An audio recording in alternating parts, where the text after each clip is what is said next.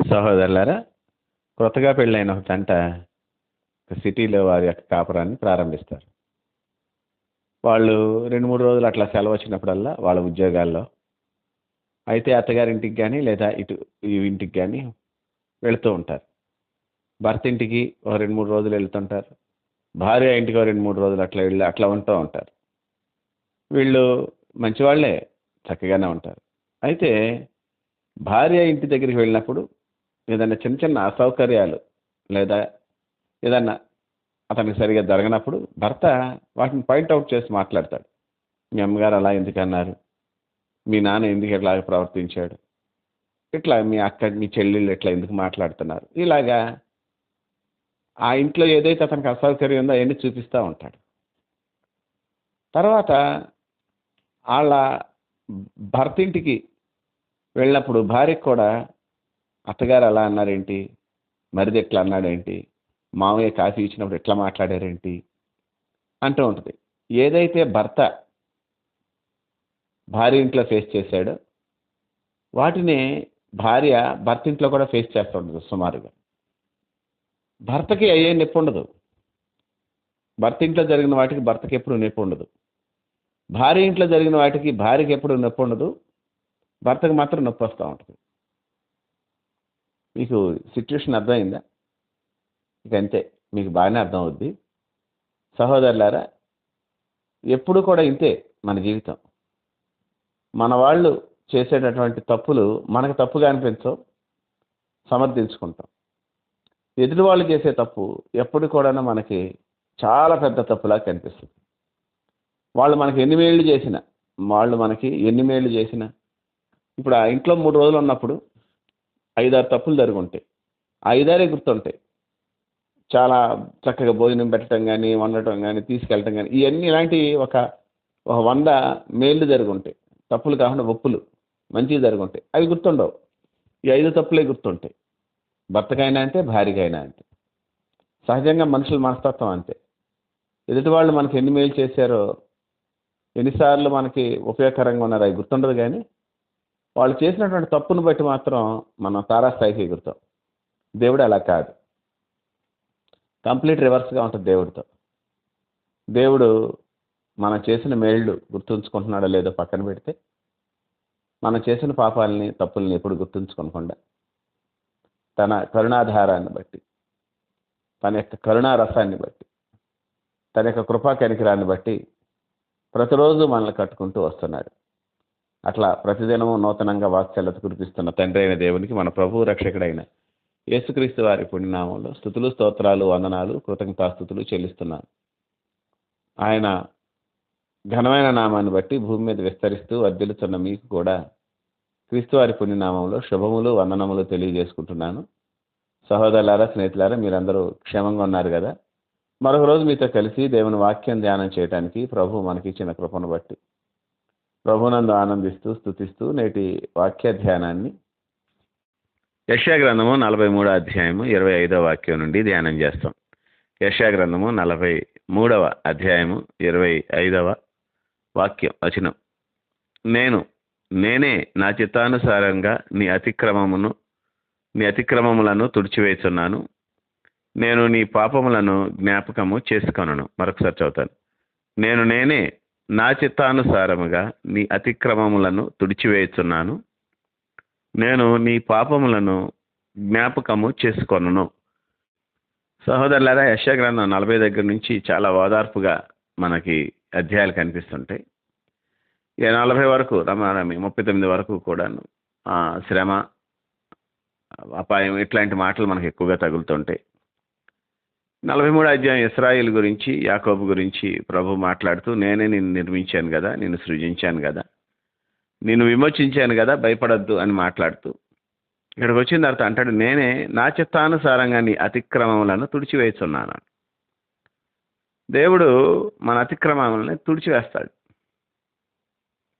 దేవుడితో ఉన్న గొప్ప లాభం అదే మనకి.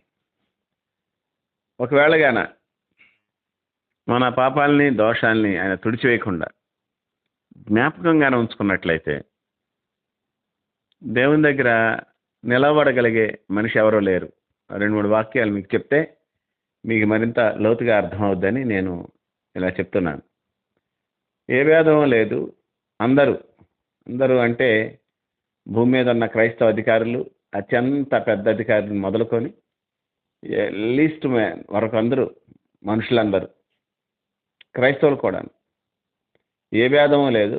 అందరూ పాపం చేసి దేవుడు అనుగ్రహించు మహిమను పొందలేకపోతున్నారు. సో అందరూ, every people they committed sin. వాళ్ళు తప్పనిసరిగా పాపాన్ని వాళ్ళు చేస్తున్నారు. రెండవది, నీతిమంతుడు లేడు, ఒక్కడో లేడు అని చెప్పి మరొక చోట గ్రంథంలో మనకు స్పష్టంగా రాయబడింది. కనుక నీతిమంతుడు లేడు, పాపం లేదు. నేను పుట్టుకతోనే పాపంలో పుట్టున్నాను, పాపం నందే నా తల్లి నన్ను గర్భం ధరించిందని భక్తుడు సహితం చెప్తున్నాడు. కనుక మనం పాపం లేనివారు అని చెప్పుకుంటే మనల్ని మనం మోసపుచ్చుకుంటామని యోహాను పత్రికలో ఇంకో చోట రాయబడింది. ఈ మాటలన్నింటిని బట్టి మనకి అర్థమవుతున్న అంశం ఏంటంటే, బేసికల్గా వీఆర్ సిన్నర్స్. 100% మనం పాపులు. ఈ పాపాల నుంచి విమోచించగలిగిన శక్తి ఎవరికైనా ఉంది అంటే అది దేవుడు తప్ప ఇంకెవరు లేరు. ఇంకంతే. పాపం నియమించిన వాడే పాపాన్ని తుడిచివేయగలడు. పాపాన్ని ఈయన ఏదైనా తోటలో నియమించాడు. అవి తినొద్దు, ఏదన్నా తిను అన్నాడు.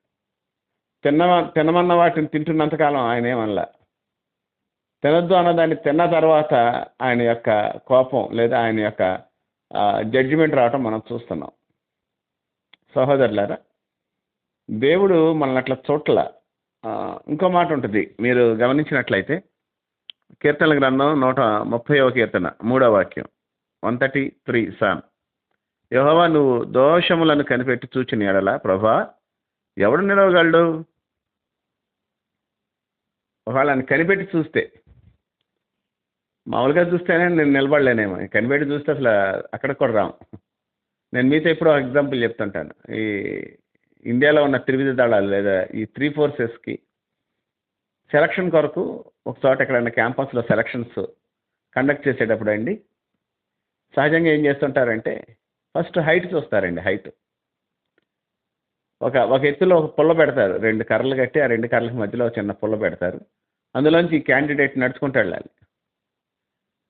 అతను నడుచుకుంటూ వెళ్ళేటప్పుడు పుల్ల పడలేదు అంటే, పుల్ల అసలు పడలేదు అంటే ఇంకా నువ్వు అటు నుంచి అటు వెళ్ళిపోవటమే. రెండో టెస్ట్ లేదు నీకు. ఫస్ట్ టెస్ట్లోనే ఫెయిల్ అయిపోయావు కాబట్టి రెండో టెస్ట్ ఉండదు. పుల్ల తలకు తగిలి కింద పడిందంటే రెండో టెస్ట్లు కాదు, అంటే హైట్ సరిపోయాడు అని. హైట్ దగ్గరే సగం పైన ఫిల్టర్ అయిపోతుంటారండి. మిగిలిన టెస్టులకి మిగిలిన కండక్ట్ చేస్తారు. అలాగే కాబట్టి దేవుడు కనిపెట్టి చూడకోకుండానే, అలాగే దేవుడు కూడా కనిపెట్టి చూడకోకుండానే మనకు బోల్డ్ పాపాలు కనిపిస్తుంటే మనకే ఆయన కనిపెట్టి చూస్తే ఇంకెక్కడ నెక్స్ట్ స్టెప్కి ఎక్కడ వెళ్తాం? మనం ఎంట్రన్స్లో కూడా వెళ్ళాం. అయినా దేవుడు ఏమంటాడు? నేనే నా చిత్తానుసారముగా. ఎంత గొప్ప ధన్యత సహోదరులారా, మన భాగ్యం ఎంత గొప్పది. నేనే నా చిత్తానుసారంగా నీ అతిక్రమములను తుడిచివేస్తున్నాను అంటాడు. తుడిచివేస్తున్నాను అనే మాటకి వెనక అర్థం మనం ఒకసారి చూస్తే, దాని ముందు పూర్వస్థితిని చూస్తే, నీ పాపాలు నిలిచి ఉన్నాయి అనేది మనకు గుర్తొస్తుంటుంది. నీ పాపాలు అలా నాకు కనిపిస్తున్నాయి అని అర్థం వస్తూ ఉంటుంది. రెండోది, నీ పాపాలు మరకలుగా అట్లాగా పడిపోయి ఉన్నాయి అనేది మనకు అర్థమవుతుంది. తుడిచివేస్తున్నాను అంటే ఆల్రెడీ అక్కడ మరకలు ఉన్నాయి, మచ్చలు ఉన్నాయి, డాగ్ ఉంది, కళంకం ఉంది నీ జీవితంలో, దాన్ని నేను తుడిచివేస్తున్నాను అని చెప్తున్నాడు ఈయన. కనుక దేవుని బిడ్డలారా, మనం గమనించుకోవాల్సినటువంటి అంశం ఏంటి అంటే, ఎప్పుడూ కూడాను దేవుడు మనల్ని పాపాలని, మన దోషాలని ఎత్తి చూసుకోవట్లా. అక్కడే మనం సర్వైవల్ అంతా అక్కడే దాని మీద ఆధారపడి ఉంది. మన యొక్క మనుగడ ఆత్మీయంగాను శారీరకంగా కూడా దేవుని యొక్క ఉదాసీనత లేదా దేవుని యొక్క దయాళత్వం మీదే అది ఆధారపడి ఉంటుంది. నేను బాగా ఎక్కువగా నా యొక్క ధ్యానాల్లో చెప్తుంటాను. నాకు చాలా ఇష్టమైనటువంటి వాక్యం కూడా ఏంటంటే 103వ కీర్తనలో ఉంటుంది కదా, 10వ వాక్యం. ఆయన మన పాపములను బట్టి మనకు ప్రతీకారం చేయాలి, మన దోషములను బట్టి మనకు ప్రతిఫలం ఇవ్వలేదు. ఇది నేను ఎప్పుడు జ్ఞాపకం చేసుకుంటుంటాను. ఒకవేళ ఉదయం లేచి చక్కగా ముందుకు బయటకు వస్తే, ఉదయాన్నే దేవుడు నన్ను చక్కగా ఈరోజు ఎందుకు ఇచ్చాడు అని ఆలోచిస్తే, నా పాపాలను బట్టి నాకు ప్రతీకారం చేయలేదు కాబట్టి ఈరోజు వచ్చింది. నా దోషాలను బట్టి నాకు ప్రతిఫలం ఇవ్వలేదు కాబట్టి నాకు ఈ రోజు వచ్చింది అనుకుంటాను కానీ నేనేదో పెద్ద సెయింట్ని, నేనేదో పెద్ద భక్తుడిని ఇట్లా నేను అనుకోలేను, అనుకోవట్లేదు కూడాను. కనుక సహోదరులారా, దేవుడు మనుషులు ప్రవర్తించినట్టు ప్రవర్తించడు. మనుషుల నైజం వేరే విధంగా ఉంటుంది, దేవుని నైజం లేదా రీతి వేరే విధంగా ఉంటుంది. ఇది మీరు పరీక్షించి లేదా క్షుణ్ణంగా ఒకసారి ఆలోచిస్తే తెలిసిపోద్ది. మనుషుల యొక్క బిహేవియర్ ఏంటి, దేవుని యొక్క బిహేవియర్ ఏంటి. నేను ఇంకా పాపాన్ని జ్ఞాపకం చేసుకొని అంటాడు. ఇది చాలా చాలా హైలైట్ బైబిల్లో. తుడిచివేస్తాను అన్నాడు, జ్ఞాపకం చేసుకోనని రెండోసారి చెప్తున్నాడు. నేను మళ్ళీ రిమెంబర్ అట్లా చేసుకోం. మీరు గమనించండి. ఎక్స్క్యూజ్. చాలాసార్లు భార్యాభర్తల మధ్య గొడవలు కానీ ఎవరైనా ఇద్దరు పర్సన్స్ ఒక రిలేషన్లో ఇద్దరి మధ్య ఒక రిలేషన్ మెయింటెనెన్స్ అని ఇప్పుడు అది చాలా దరిద్రమైన మాటగా దరిద్రమైన అర్థాన్ని ఇస్తుంది. ఇద్దరు మధ్య సంబంధం ఉన్నప్పుడు వాళ్ళిద్దరి మధ్య ఏదన్నా గొడవ మొదలైంది అంటే ఏంటంటే అక్కడ ఇన్సిడెంట్ని బట్టి జరిగిన సంఘటన బట్టి గుర్తొస్తుంది. ఆ గొడవ ఎందుకు ప్రొలాంగ్ అవుద్ది అంటే ఇలా ఎందుకు ఇలా చేసే నువ్వు చేయలేదా అంటారు. సింపుల్ నీకు అంతే. నేను చేయటం ఏంటి నీకు అసలు నీకు మొన్న ఒకసారి చేశాను నువ్వు అంతకుముందు అని ఈయన హిస్టరీ ఎత్తుతాడు. ఆవిడ కూడా హీజ్ స్టోరీ ఎత్తుద్ది. ఇంకా ఆవిడ స్టోరీ చెప్తాం మొదలు అయిపోయాయి. ఇంక జీవితం మొత్తం బ్రేక్ఫాస్ట్లో మొదలైన గొడవ లంచ్కి కూడా అవ్వదు. లంచ్ టైంకి ఎప్పుడో బ్రేక్ఫాస్ట్ చేస్తారు. కాబట్టి మనం ఇట్లా జ్ఞాపకం చేసుకుంటాం. నేను మీతో చెప్పినటువంటి ఆ జంట భార్య ఇంటికి వెళ్ళినప్పుడు భర్త వాళ్ళ లోపాలను కానీ వాళ్ళ యొక్క విషయాల్ని జ్ఞాపకం చేసుకుంటున్నాడు. వాళ్ళు చేసిన వాటిని కొన్ని తప్పులుగా ఇతను ఎంచి దాన్ని అడుగుతున్నాడు. అట్లాగే భార్య కూడా భర్త ఇంటికి వెళ్ళినప్పుడు వాళ్ళు చేసిన పనులను కొన్నిటిని తప్పులుగా ఎంచుకొని దాన్ని ఈయన మళ్ళీ అడుగుతుంది. ఇదే తప్పు నా ఇంట్లో కూడా జరిగిందని ఈవిడ సరిపెట్టుకోవట్లేదు. ఇదే తప్పు నా ఇంట్లో జరిగినప్పుడు ఇలా అయితే ఎలాగని ఈయన కూడా వాళ్ళ ఇంట్లో వాళ్ళని అడగట్లేదు, ఈవిడ వాళ్ళ ఇంట్లో వాళ్ళని అడగదు. మన వాళ్ళు చేసే తప్పులు లేదా మన తప్పులు మనకి సహజంగా కనిపిస్తాయి. అందుకనే ఒక పెద్ద ఆయన ఒకసారి మాట్లాడుతూ చక్కని మాట చెప్పాడు. ఆదాం పాపం మనకి పెద్దగా పాపం అని ఎందుకు అనిపించదు? చాలామంది ఏమనుకుంటారంటే ఏముంది పండు తిన్నాడు అంతేగా అనుకుంటారు. బహుశా మీరు కూడా ఎప్పుడైనా అట్లా అనుకున్నారో అనుకోలేదో నాకు తెలియదు. కానీ ఆదాం పాపం పెద్ద పాపంగా మనకి ఎందుకు కనపడదంటే అంతకంటే పెద్ద పెద్ద పాపాలు మనం చేసేసి పర్లేదులే అనుకున్నాం కాబట్టి మనకు కనపడదు. ఇక అంతే. కాబట్టి సహోదరులారా, సెన్సిటివిటీ అబౌట్ సిన్ అనేది చాలా ఎక్కువగా ఉండాలి. అప్పుడే మనలో ఒక రివైవల్ వస్తుందని ఒక సహోదరుడు నాతో చిన్నప్పుడు చెప్పాడు. కనుక బిడ్డలారా, మీరు గుర్తుంచుకోవాల్సిన అంశం ఏంటంటే మన దేవుడు మన పాపాలని జ్ఞాపకం చేసుకోలేదు. అంతేకాక జ్ఞాపకం ఉంచుకోనని అంటున్నాడు, తుడిచివేస్తాను అంటున్నాడు. మనుషులు మనం ఇట్లా జ్ఞాపకం ఉంచుకుంటాం. ఇంకో మాట చెప్పాను నేను మీతో. దేవుడికి నువ్వు చేసే భక్తి ఎంతో, నీ యొక్క ఉపవాసాలు లేదా నీ యొక్క ఆఫరింగ్స్ లేదా నువ్వు ఈ యొక్క కమిట్మెంట్స్ ఇవి ఎట్లా ఉన్నాయో నాకు తెలియదు. కానీ నీ యొక్క కమిట్మెంట్స్ వీటన్నిటికీ కూడా నీ అవిధేయత చాలా ఎక్కువగా కనిపిస్తూ ఉంటుంది దేవుడి దగ్గర. విధేయత కన్నా అవిధేయత ఎక్కువ పాలనలో కనిపిస్తూ ఉంటుంది క్రైస్తవుల్లో. అఫ్కోర్స్ విధేయత ఎక్కువ చూపించే వాళ్ళు కూడా లేరని నేను అనట్లేదు. అవిధేయులుగా ఉన్న వాళ్ళు ఎక్కువ మంది ఉంటుంటారు. అయినా దేవుడు వాళ్ళని కన్సిడర్ చేస్తాడు. దేవుని నైజం అది, దేవుని యొక్క నైజం అది. మన నైజం ఏంటంటే మనిషి మనకి ఎన్ని ఉపకారాలు చేసినా, అంతకుముందు ఎన్ని మేళ్ళు చేసినా, మనకి ఎన్నిసార్లు ఉపయోగపడినా అవి మనం గుర్తుంచుకోం. అరే నాకు వీళ్ళు ఇట్లా చేశారని గుర్తుంచుకోకపోగా వాళ్ళు మనకి వ్యతిరేకంగా లేదా మనకు నచ్చని లేదా మనకు కొంచెం కుట్టేటట్టు నొప్పి పుట్టే పని ఏదైనా చేస్తే దాన్ని పట్టుకొని హైలైట్ చేసి దాన్ని పెద్ద ఇష్యూగా చూసుకుంటుంటాం. దేవుడు ఆయన ఎన్నిసార్లు మనం గుచ్చినా, ఎన్నిసార్లు ఆయన మీద మడమెత్తినా, ఎన్నిసార్లు ఆయన తనుటకు కాలు లేపినా సరే ఆయన జ్ఞాపకించుకోకుండా ఫోన్లే చిన్నపిల్లోడని అదే కాలుని తీసి ముద్దు పెట్టుకొని మనల్ని హత్తుకుంటూ ఉంటాడు. మన నైజం దేవుని నైజంగా మారాలి. అది మంచి సూచన.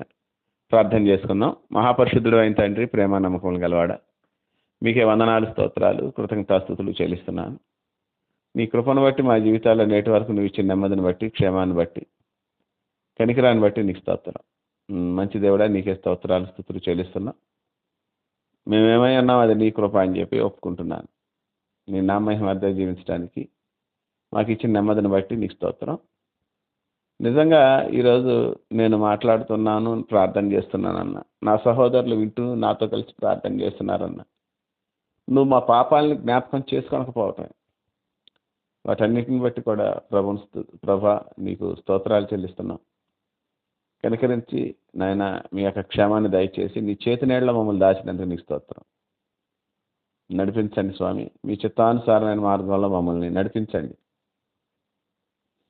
పాపాలు జ్ఞాపకం ఉంచుకొనవు అని ఎక్కువగా పాపాలు చేయకుండా నాయన త్వరగా మేము పరిశుద్ధత వైపు పరిగెత్తడానికి మా యొక్క కాళ్ళకు శక్తిని దయచేయమని అటు ఉన్న స్థితికి మమ్మల్ని అప్పగించుకుంటూ ఘనతా మహిమ ప్రభావములు యుగయుగములు మీకు ఆరోపిస్తూ మా ప్రభువును రక్షకుడైన యేసుక్రీస్తు వారి పుణ్యనామం కృతజ్ఞతాస్తుతులు చెల్లించి వేడి బ్రతిమాలు కొంచున్నాము తండ్రి.